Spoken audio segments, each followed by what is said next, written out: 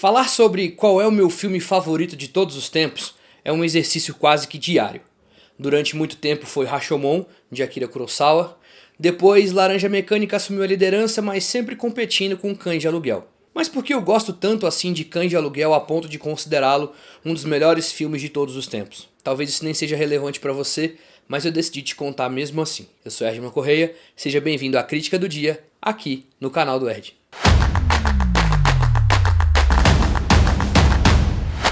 Cães de Aluguel, filme de 1992, dirigido por Quentin Tarantino. Um grupo de bandidos se envolve em um assalto que acaba dando errado e então surge a dúvida sobre um deles ser um policial infiltrado.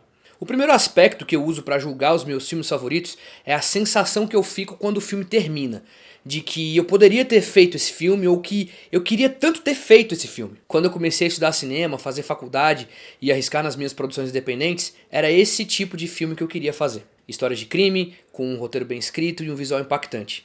Marcas características de diretores como Tarantino e Guy Ritchie, por exemplo. Mas eu amadureci com o tempo pra caramba, né?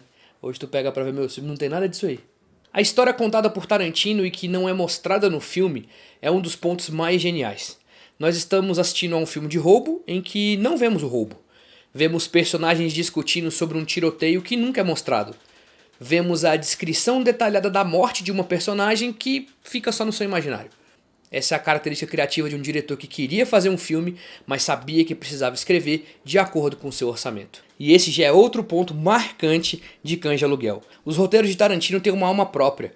Ele nos faz julgar e ter empatia por um personagem ao mesmo tempo. Por exemplo, aqui somos apresentados a um grupo de criminosos racistas, machistas, que roubam uma joalheria, matam civis, policiais, mas mesmo assim você consegue ver traços de humanidade em um personagem como o Sr. White, por exemplo. E também é muito provável que você ache o Sr. Blonde um dos personagens mais legais do filme. A cena de abertura, onde eles estão tomando café antes de partir para o assalto e discutem sobre o real significado de uma música da Madonna, é algo completamente aleatório, mas que diz muito sobre um diretor que não precisa necessariamente te encher de informações voltadas para a história principal do filme para te manter interessado. Outro ponto muito importante é o uso da trilha sonora. Para quem acompanha o trabalho de Tarantino, talvez conheça muitas músicas populares devido aos seus filmes. Aqui o uso da K-Billy Super Sounds, que toca os clássicos da década de 70, é um personagem à parte que auxilia inclusive a montagem de Sally Menke, uma das principais parceiras de trabalho de Tarantino.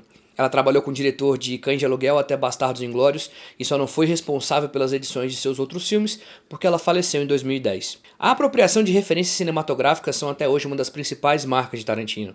E apesar de serem tímidas aqui em Cães de Aluguel, elas não deixam de estar presentes. O uso de cores como o nome dos personagens é uma referência ao filme O Sequestro do Metrô, de 1974, dirigido por Joseph Sargent. A base do enredo, sobre um assalto que dá errado e um policial infiltrado é ferido, é extraída de um filme chinês chamado Perigo Extremo, de 87, dirigido por Ringo Lam. O visual dos personagens, usando terno preto para realizar o assalto, foi tirado do segundo filme da trilogia Alvo Duplo, um dos principais sucessos do diretor John Woo. A cena do trielo no final do filme é do clássico faroeste de Sergio Leone, Três Homens em Conflito. Além dessas referências mais óbvias, o uso de elementos da cultura pop, a reutilização de falas de personalidades e outras menções diretas a situações e pessoas do cotidiano acabou se tornando o diferencial de um diretor estreante, ainda imaturo em algumas escolhas, mas que abriu portas para uma geração. E talvez esse seja o principal motivo de Cães de Aluguel ser um dos meus filmes favoritos de todos os tempos: o seu legado.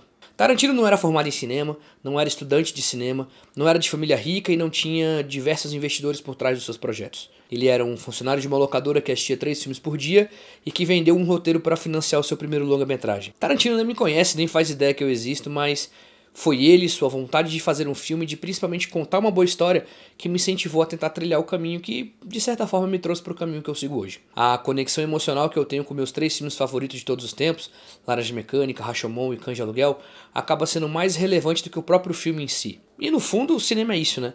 Como se conectar com o seu espectador mesmo depois que ele acaba. E você? Qual é o seu filme favorito de todos os tempos? Aproveite e segue a gente lá no Instagram, @canal do Erd. É isso, valeu e até o próximo vídeo.